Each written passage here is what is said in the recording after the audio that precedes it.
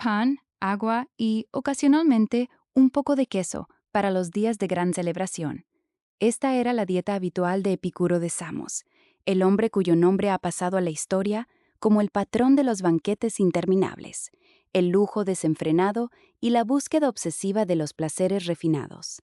Existe una paradoja casi cruel en la forma en que el lenguaje popular ha canibalizado este concepto.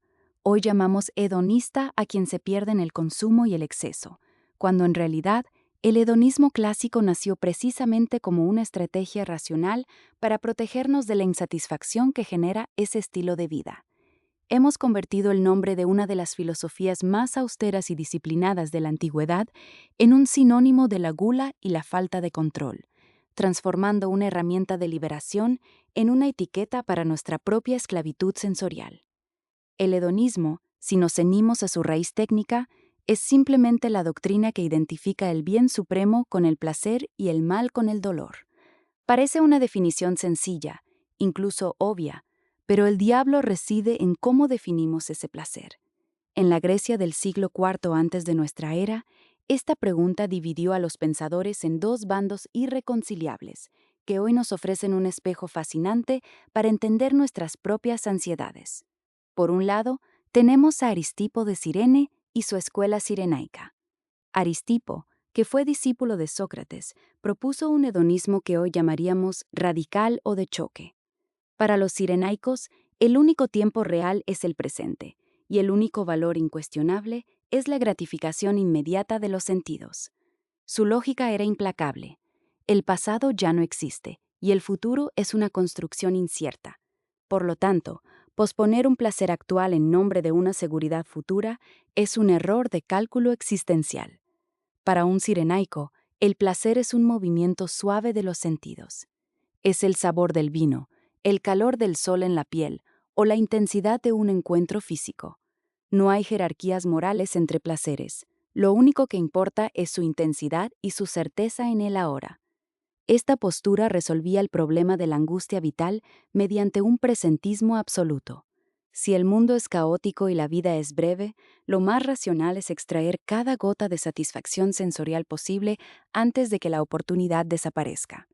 Es el antepasado directo de nuestro concepto moderno de aprovechar el momento, pero llevado hasta sus últimas consecuencias lógicas, donde la reflexión sobre las consecuencias a largo plazo se considera una interferencia molesta en el disfrute del presente. Sin embargo, apenas unas décadas después, surgió una respuesta mucho más sofisticada y, a la larga, mucho más influyente: el epicureísmo. Epicuro de Samos no negaba que el placer fuera el fin de la vida, pero su definición de placer era radicalmente distinta a la de los cirenaicos. Para Epicuro, el placer no consistía en añadir estímulos positivos, sino en eliminar los estímulos negativos.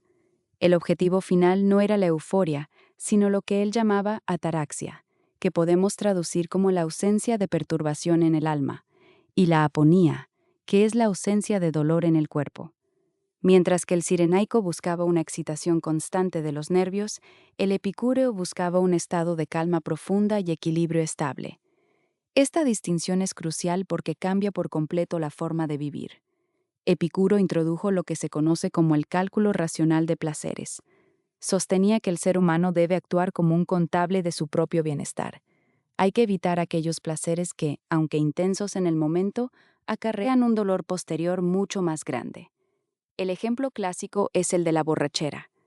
Un cirenaico disfrutaría del exceso de vino por el placer inmediato del alcohol, pero un epicúreo lo evitaría porque la resaca, la pérdida de control y el daño a la salud del día siguiente son un precio demasiado alto para un bienestar tan efímero. Por el contrario, el hedonista racional acepta dolores temporales, como el esfuerzo de estudiar o el rigor de un tratamiento médico, si esto conduce a una paz mental o a una salud física superior en el futuro. La paradoja del jardín de Epicuro, el lugar donde se reunía con sus seguidores, es que por fuera parecía una comuna de ascetas. Al preferir los placeres naturales y necesarios, como la comida sencilla, el abrigo básico y la amistad, los epicúreos eliminaban la dependencia de los lujos. Para ellos, el lujo es una trampa psicológica peligrosa. Genera ansiedad por obtenerlo, miedo por perderlo y, lo que es peor, una habituación que hace que lo extraordinario se convierta en lo normal, obligándonos a buscar estímulos cada vez más potentes para sentir lo mismo.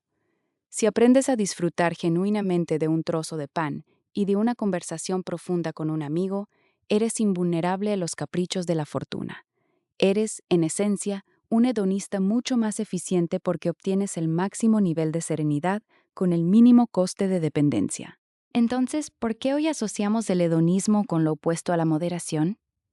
La respuesta es una mezcla de propaganda histórica y debilidad psicológica. Históricamente, la escuela de Epicuro fue objeto de ataques feroces por parte de los estoicos y más tarde de la tradición cristiana. Para los estoicos, la idea de que el placer era el bien supremo les parecía una invitación a la debilidad del carácter. Para el cristianismo primitivo y medieval, el materialismo de Epicuro, que no creía en la vida después de la muerte ni en dioses que intervinieran en los asuntos humanos, era una amenaza directa a su cosmología. La forma más fácil de desacreditar un sistema filosófico tan peligroso fue caricaturizarlo. Pintaron el jardín no como un lugar de estudio y sobriedad, sino como una leonera de vicios y excesos carnales para que el pueblo lo rechazara por inmoral. Esta distorsión fue tan efectiva que el término hedonista terminó por designar a la persona que Epicuro más habría despreciado, alguien incapaz de controlar sus impulsos. Pero más allá de la historia de las ideas, la ciencia moderna ha venido a darnos una explicación biológica de por qué el hedonismo cirenaico es una receta para el desastre. La psicología contemporánea habla de la adaptación hedónica o, de forma más gráfica, de la cinta de correr hedónica. Es un fenómeno por el cual nuestro cerebro se habitúa con una rapidez asombrosa a los cambios positivos en nuestras circunstancias. Si ganas la lotería o te compras el coche de tus sueños, sentirás un pico de euforia. Pero en cuestión de meses, ese nuevo nivel de confort se convertirá en tu punto de referencia basal. Dejas de disfrutar el lujo para simplemente necesitarlo. Si intentas basar tu felicidad en la acumulación de estos picos, te ves obligado a correr cada vez más rápido en la cinta, buscando estímulos más intensos, solo para mantenerte en el mismo lugar de satisfacción. Es una espiral inflacionaria de los sentidos que termina siempre en el vacío existencial. Desde la neurociencia, la distinción entre las escuelas griegas cobra un sentido casi molecular. Hoy sabemos que existen dos sistemas de recompensa diferentes en nuestro cerebro. Por un lado, está el circuito de la dopamina, asociado al deseo, la búsqueda y la anticipación. La dopamina es lo que te impulsa a comprar algo nuevo, a mirar una notificación en el teléfono o a buscar una gratificación instantánea. Es un sistema diseñado para que nunca estemos satisfechos. Su función es el querer, no el gustar. Por otro lado, tenemos el sistema regulado por las endorfinas y la serotonina, asociado a la calma, la satisfacción y el disfrute del estado actual. El sirenaísmo es una persecución frenética de dopamina, un estado de agitación constante que el cerebro no puede sostener sin quemarse. El epicureísmo, en cambio, apunta a la regulación de la serotonina y las endorfinas, buscando ese estado de quietud que los griegos llamaban ataraxia. En el siglo XXI, este malentendido sobre el hedonismo se ha convertido en un problema de salud pública. Vivimos inmersos en una economía de la atención diseñada específicamente para explotar nuestras debilidades sirenaicas. Cada aplicación en nuestro bolsillo es una máquina de dispensar pequeñas dosis de dopamina digital. El consumo impulsivo se nos vende como un derecho al placer, cuando en realidad es una forma de condicionamiento conductual que nos aleja de la serenidad.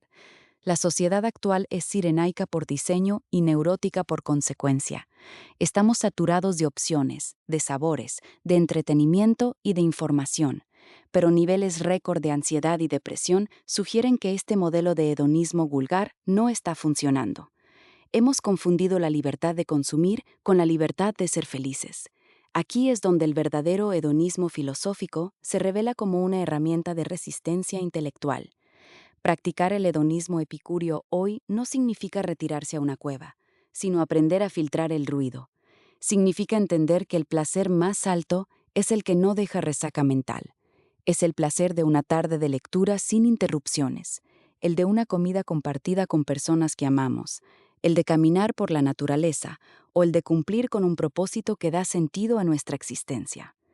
Estos placeres tienen una característica que los hace superiores. Son sostenibles. No requieren una dosis mayor la próxima vez para ser disfrutados y no nos dejan con la sensación de vacío cuando terminan. El hedonismo real es, paradójicamente, un ejercicio de disciplina y austeridad. Requiere la fuerza de voluntad necesaria para decir no a una gratificación instantánea, mediocre en favor de una paz mental duradera. Es el arte de simplificar para amplificar. Al reducir el número de cosas que necesitamos para sentirnos bien, aumentamos drásticamente nuestras probabilidades de éxito. Un hombre que necesita un banquete de 1.000 euros para disfrutar de una cena es un esclavo de su cartera y de la logística.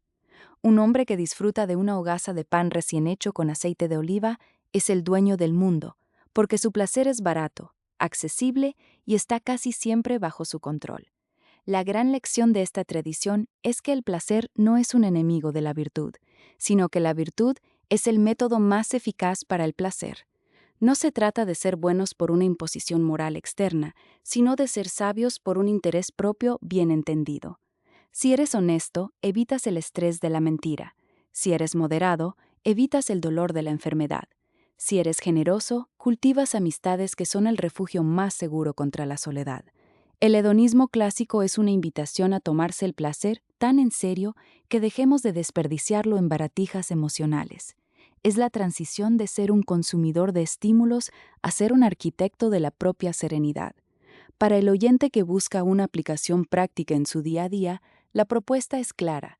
Revisa tu contabilidad de placeres.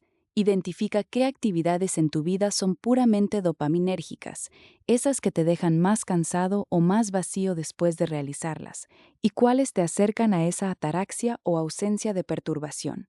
El verdadero hedonismo no consiste en preguntarse qué más puedo tener para ser feliz, sino qué puedo dejar de necesitar para dejar de sufrir.